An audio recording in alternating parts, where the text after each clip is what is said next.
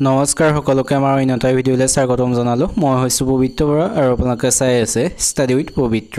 আমি grade 3 grade 4 ৰ important question সমূহ লৈ আহিছো যেটো এক্সাম আহি পালে হে 15 তাৰিখে হলে আজি এডমিট কাৰ্ড দিলে নিশ্চয় সকলোৱে ডাউনলোড দিব পাৰিছা নিজৰ চেণ্টাৰ সমূহত পৰিছে সকলোৱে নিশ্চয় চাব পাৰিছে গতিকে আজিৰ ভিডিওটো আমি ইম্পৰ্টেন্ট কোৱেশ্চন কেইটামান আলোচনা কৰিম 30টা কোৱেশ্চন গতিকে সকলোৱে ভিডিওটো শেষলৈকে চাব যি সকলে আমাৰ চেনেলটো এতিয়াও সাবস্ক্ৰাইব কৰা নাই সেই সকলে চেনেলটো সাবস্ক্ৰাইব কৰি বন্ধু বান্ধৱীৰ সৈতে শেয়াৰ কৰি দিব তোমালোকে ইয়াৰ পিডিএফ সমূহ যদি পাব বিচাৰে তেন্তে ডেসক্ৰিপচনতে টেলিগ্ৰাম লিংকটো দিয়া আছে তাতে পিডিএফ সমূহ দি দিয়া হয় সকলোতে জয়েন হৈ লবা আৰু যদি মোক কিবা সুধিব বিচাৰে তেন্তে ডেসক্ৰিপচনতে ইনষ্টাগ্ৰাম লিংকটো দিয়া আছে তাত সকলোৱে ফলো কৰিবা আৰু মোক কিবা সুধিবলগীয়া থাকিলে মেছেজ কৰিবা তেন্তে বেছি দেৰি নকৰি কোৱেশ্চনৰ মাজলৈ যাব বিচাৰিছো আজিৰ প্ৰথম কোৱেশ্চন তোমালোকৰ বাবে ৰখা হৈছে ইয়াৰ উত্তৰটো কি হয় সকলোৱে কমেন্ট কৰি জনাবা কোৱেশ্চনটো সুধিছে প্ৰথম অসমীয়া সনেট পুথিখনৰ নাম কি প্ৰথম অসমীয়া সনেট পুথিখনৰ নাম কি সুধিছে ইয়াত দিছে মালস ভাইটি প্ৰিয়তমাৰ চিঠি মনমতি এই অপচন চাৰিটাৰ ভিতৰত কোনটো শুদ্ধ হয় সকলোৱে কমেন্ট কৰি জনাবা বুলি আশা থাকিল আমি তাৰ পিছত 2 নম্বৰ কোৱেশ্চনলৈ যাওঁ 2 নম্বৰ কোৱেশ্চন সুধিছে প্ৰথম অসমীয়া ৰোমান্টিক কবিতাটো কি প্ৰথম অসমীয়া ৰোমান্টিক কবিতাটো কি সুধিছে ইয়াৰ ৰাইট আনসাৰটো হৈছে অপচন সি বনকৰি হৈছে প্ৰথম অসমীয়া ৰোমান্টিক কবিতা এটো কোনে লিখিছিলে চন্দ্ৰকুমাৰ আগৰৱালা আমি তাৰ পিছত আহিছো 3 নম্বৰ কোৱেশ্চনলৈ 3 নম্বৰ কোৱেশ্চন সুধিছে অসমৰ প্ৰথম দৈনিক বাতৰি কাকতখনৰ নাম কি অসমৰ প্ৰথম দৈনিক বাতৰি কাকতখনৰ নাম কি সুধিছে ইয়াত দিছে জনমভূমি দৈনিক বাতৰি খবৰ নিয়মীয়া বাৰ্তা ইয়াৰ ৰাইট আনসাৰটো হৈছে অপচন বি দৈনিক বাতৰি হৈছে অসমৰ প্ৰথম দৈনিক বাতৰি কাকতখনৰ নাম এখনৰ প্ৰথম সম্পাদক আছিল নীলমণি ফুকন সকলোৱে মনত ৰাখিবা আমি তাৰ পিছত আহিছো 4 নম্বৰ কোৱেশ্চনলৈ 4 নম্বৰ কোৱেশ্চন সুধিছে বাংলা ছবিত অভিনয় কৰা প্ৰথম অসমীয়া শিল্পী কোন বাংলা ছবিত অভিনয় কৰা প্ৰথম অসমীয়া শিল্পী কোন সুধিছে ইয়াৰ ৰাইট আনসাৰটো হৈছে অপচন এ প্ৰমথে বৰুৱা হৈছে বাংলা ছবিত অভিনয় কৰা প্ৰথম অসমীয়া শিল্পী তেখেতে তাকায়ে কিনি গোলাম নামৰ ছবিখনত অভিনয় কৰিছিল প্ৰমথে বৰুৱাই আমি তাৰ পিছত 5 নম্বৰ কোৱেশ্চনলৈ যাওঁ 5 নম্বৰ কোৱেশ্চন সুধিছে উপন্যাসৰ আধাৰত নিৰ্মিত প্ৰথম অসমীয়া ছবিখনৰ নাম কি উপন্যাসৰ আধাৰত নিৰ্মিত প্ৰথম অসমীয়া ছবিখনৰ নাম কি সুধিছে ইয়াৰ ৰাইট আনসাৰটো হৈছে অপচন সি মনমতি হৈছে উপন্যাসৰ আধাৰত নিৰ্মিত প্ৰথম অসমীয়া ছবিখনৰ নাম এখনৰ পৰিচালক আছিল ৰোহিণী কুমাৰ বৰুৱা আমি তাৰ পিছত আহিছো 6 নম্বৰ কোৱেশ্চনলৈ 6 নম্বৰ কোৱেশ্চন সুধিছে অসমৰ প্ৰথমটো তেল শোধনাগাৰ কিমান চনত স্থাপন হৈছিল অসমৰ প্ৰথমটো তেল শোধনাগাৰ কিমান চনত স্থাপন হৈছিল সুধিছে ইয়াৰ ৰাইট আনসাৰটো হৈছে অপচন ডি 1901 চনত অসমৰ প্ৰথমটো তেল শোধনাগাৰ ডিগবৈ তেল শোধনাগাৰ স্থাপিত হৈছিল আমি তাৰ পিছত 7 নম্বৰ কোৱেশ্চনলৈ আহিছো 7 নম্বৰ কোৱেশ্চন সুধিছে ফিলিপাইনৰ মুদ্ৰাৰ নাম কি ফিলিপাইনৰ মুদ্ৰাৰ নাম কি সুধিছে ইয়াত দিছে পেসো ৰূপী ডলাৰ ইউৰো ইয়াৰ ৰাইট আনসাৰটো হৈছে অপচন এ পেসো ফিলিপাইন পেসো হৈছে ফিলিপাইনৰ মুদ্ৰাৰ নাম আমি তাৰ পিছত 8 নম্বৰ কোৱেশ্চনলৈ আহিছো 8 নম্বৰ কোৱেশ্চন সুধিছে পানীদিহিং অভয়াৰণ্য কোনখন জিলাত অৱস্থিত পানীদিহিং অভয়াৰণ্যখন কোনখন জিলাত অৱস্থিত সুধিছে ইয়াৰ ৰাইট আনসাৰ হৈছে অপচনৰ ডি শিৱসাগৰ জিলাত পানীদিহিং অভয়াৰণ্যখন অৱস্থিত আমি তাৰ পিছত আহিছো 9 নম্বৰ কোৱেশ্চনলৈ 9 নম্বৰ কোৱেশ্চন সুধিছে লাওখোৱা অভয়াৰণ্য কোনখন জিলাত অৱস্থিত সুধিছে ইয়াৰ ৰাইট আনসাৰটো হৈছে অপচন এ নগাঁও জিলাত লাওখোৱা অভয়াৰণ্যখন অৱস্থিত আমি তাৰ পিছত আজি 10 নম্বৰ কোৱেশ্চনলৈ আহিছো 10 নম্বৰ কোৱেশ্চন সুধিছে ৰাজ্য এখনৰ সাংবিধানিক মুৰব্বী কোন সুধিছে ইয়াত দিছে মুখ্যমন্ত্ৰী প্ৰধানমন্ত্ৰী ৰাজ্যপাল ৰাষ্ট্ৰপতি ইয়াৰ এনসাৰটো হৈছে অপচন সি ৰাজ্যপাল হৈছে ৰাজ্য এখনৰ সাংবিধানিক মুৰব্বী আমি তাৰ পিছত আহিছো 11 নম্বৰ কোৱেশ্চনলৈ 11 নম্বৰ কোৱেশ্চন দিছে ৰাজীৱ গান্ধীৰ সমাধিস্থলক কি বুলি জনা যায় সুধিছে ইয়াৰ ৰাইট আনসাৰটো হৈছে অপচন বি বীৰভূমি ৰাজীৱ গান্ধীৰ সমাধিস্থলক বীৰভূমি বুলি জনা যায় আমি তাৰ পিছৰ 12 নম্বৰ কোৱেশ্চনলৈ যাওঁ 12 নম্বৰ কোৱেশ্চন সুধিছে মহাত্মা গান্ধীৰ সবৰমতী আশ্ৰম কোনখন ৰাজ্যত অৱস্থিত মহাত্মা গান্ধীৰ সবৰমতী আশ্ৰমখন কোনখন ৰাজ্যত অৱস্থিত সুধিছে ইয়াত দিছে অসম গুজৰাট ৰাজস্থান ত্ৰিপুৰা ইয়াৰ ৰাইট এনসাৰটো হৈছে অপচন বি গুজৰাটত মহাত্মা গান্ধীৰ সবৰমতী আশ্ৰমখন অৱস্থিত আমি তাৰ পিছৰ 13 নম্বৰ কোৱেশ্চনলৈ আহিছো 13 নম্বৰ কোৱেশ্চন সুধিছে উমানন্দ মন্দিৰ কোনজন আহোম ৰজাই নিৰ্মাণ কৰিছিল উমানন্দ মন্দিৰ কোনজন আহোম ৰজাই নিৰ্মাণ কৰিছিল সুধিছে ইয়াৰ ৰাইট এনসাৰটো হৈছে অপচন ডি গদাধৰ সিংহই উমানন্দ মন্দিৰ নিৰ্মাণ কৰিছিল আমি তাৰ পিছত আহিছো 14 নম্বৰ কোৱেশ্চনলৈ 14 নম্বৰ কোৱেশ্চন সুধিছে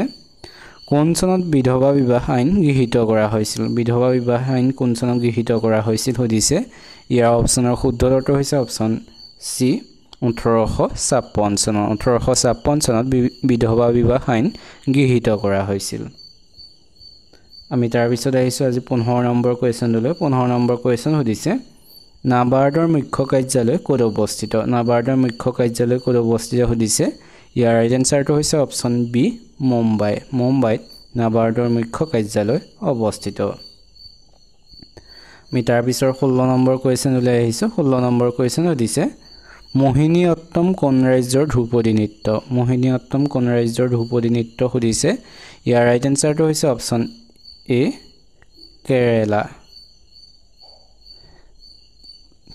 কেৰালাৰ যি ধ্ৰুপদী নৃত্য হেতু হৈছে মোহিনীঅট্টম সকলোৱে মনত ৰাখিবা আমি তাৰ পিছৰ আহিছো 17 নম্বৰ কোৱেশ্চনলৈ 17 নম্বৰ কোৱেশ্চন সুধিছে কোন চনত শিলচৰ মেডিকেল কলেজ স্থাপন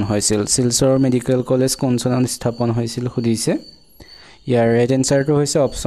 অপচন ডি 1968 চনত 1968 চনত শিলচৰ মেডিকেল কলেজ স্থাপন হৈছিল আমি তাৰ পিছত আহিছো 18 নম্বৰ কোৱেশ্চনলৈ 18 নম্বৰ কোৱেশ্চন সুধিছে সাগৰৰ গভীৰতা জোখা যন্ত্ৰটোৰ নাম কি সুধিছে ইয়াৰ ৰাইট এনসাৰটো হৈছে অপচন বি ফেথোমিটাৰ এটো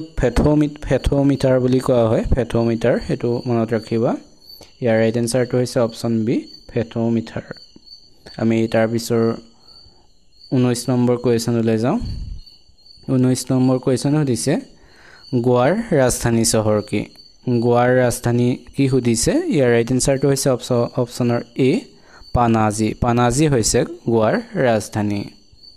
আমি তাৰ পিছত আহিছো আজিৰ 20 নম্বৰ কোৱেশ্চনলৈ 20 নম্বৰ কোৱেশ্চন সুধিছে কোনে ভাৰতৰ প্ৰথম ৰাষ্ট্ৰীয় আয় জোখাৰ চেষ্টা কৰিছিল সুধিছে ইয়াৰ দিছে জৱাহৰলাল নেহৰু বি আৰ আম্বেদকাৰ দাদাভাই নৰজী গোপীনাথ বৰদলৈ ইয়াৰ ৰাইট এনসাৰটো হৈছে অপচন সি দাদাভাই নৰজীয়ে ভাৰতৰ প্ৰথম ৰাষ্ট্ৰীয় আয় জোখাৰ চেষ্টা কৰিছিল তোমালোকে আজিৰ কোৱেশ্চনসমূহ কেনেকুৱা পাইছা সকলো কমেন্ট কৰি জনাবা যদি ভাল পাইছা তেনেহলে চেনেলটো সাবস্ক্ৰাইব কৰি বন্ধু বান্ধৱীৰ সৈতে শ্বেয়াৰ কৰি দিবা যদি পিডিএফ পাব বিচাৰা তেন্তে ডেসক্ৰিপচনতে টেলিগ্ৰাম লিংকটো দিয়া আছে তাত সকলো জয়েন হৈ লবা আমি তাৰ পিছত আহিছো 21 নম্বৰ কোৱেশ্চনলৈ 21 নম্বৰ কোৱেশ্চন সুধিছে